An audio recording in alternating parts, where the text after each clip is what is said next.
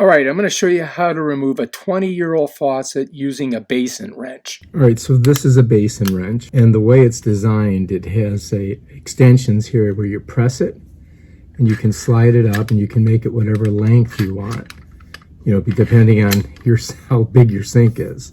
You follow me? So I'm just going to bring it down here just for demonstration purposes so you can see it.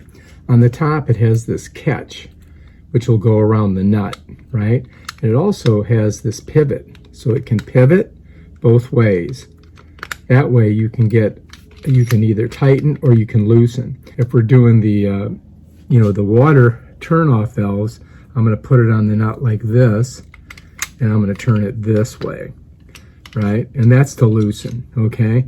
Now if you're going to tighten it, you do it the exact opposite.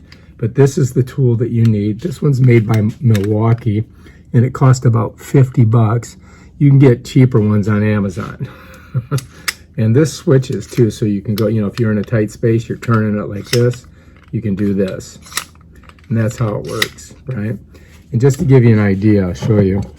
This is the faucet that I've already taken off, so you know I'm going to be successful on it. Oh, here, let me show you this way.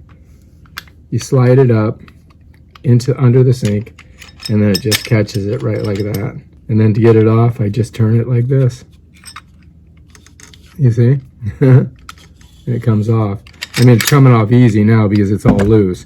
But this thing, as you can see, was all rusted on there. All right, so we're going to go ahead and show you how I did that right now. Now this thing's been here for years, probably rusted, and it's going to be tough. I'm going to try to take all of these water lines off first to make it a little bit easier for me to get up in there. To do that, we're going to have to turn off the water at the valves, and then we're going to have to unbolt the water lines from both ends on the valve and up on the faucet itself. So that's what we're going to do now. We're going to make sure we've got them completely turned off, and then we're going to go ahead and grab our wrench and see if we can get it done. Just to make sure I check the faucet. Yeah, we're ready to go. All right, so we're going to put the Basin wrench right on this little nut, and we're going to turn it counterclockwise. Once we get it loose, we can just go ahead and turn it with our fingers.